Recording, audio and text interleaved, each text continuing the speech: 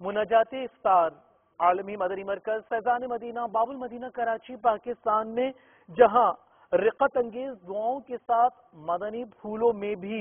غم رمضان اور الوداع ماہ رمضان چھایا رہا۔ کچھ ایسی کیفیات لیے یہ مدنی خبر دیکھیے، دعا کیجئے کہ رمضان مدینہ نصیب ہو مرشد کے ساتھ۔ میرے میٹھے میٹھے اور پیارے پیارے اسلامی بھائیوں، لالچ، ہرس، یہ کسی چیز سے جی نہ بھرنے اور ہمیشہ زیادتی کی خواہش رکھنے کو کہتے ہیں۔ تو عام طور پر یہ سمجھا جاتا ہے کہ اس کا تعلق صرف مال و دولت سے ہے، حالانکہ ایسا نہیں، کیونکہ ہرس یعنی لالچ تو کسی شے کے مزید خواہش کرنے کا نام ہے، اور وہ چیز کچھ بھی ہو سکتی ہے، مال ہو یا کچھ اور ہو۔ مال کا حریص جو ہوتا ہے، جو مال و دولت سے محبت کرتا ہے، اس کی لالچ رکھتا ہے، اس کو مال کا حریص کہتے ہیں۔ کچھ ایسے بھی ہوتے ہیں جو کھانے کے حریص ہوتے ہیں، جیسا امیر علیہ سنت بارہا اپنے مدنی مذاکروں میں ایسوں کی نشاندہی کرتے ہیں، جو کھانے کی ہرس ہوتی ہے کہ جو آئے بس میں ہی کھا جاؤں، میں ہی کھا جاؤں۔ کچھ ایسے ہوتے ہیں جو گناہوں کے حریص ہوتے ہیں، ڈھونڈتے ہیں کہ کہاں کہاں گناہوں کا بازار ملے گا، کس طرح میں اپنی نفسانی خواہشات کو پورا کروں گا،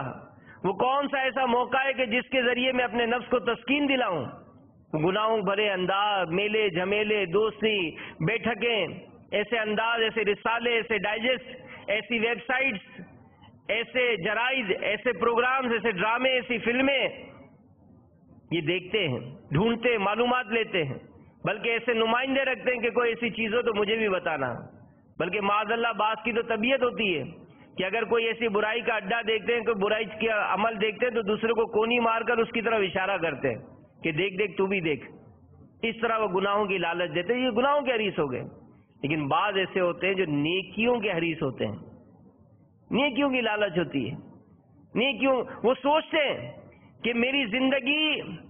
کیسے ایسی گزرے کہ میں اللہ کی بارگاہ میں سرخرو ہو جاؤں۔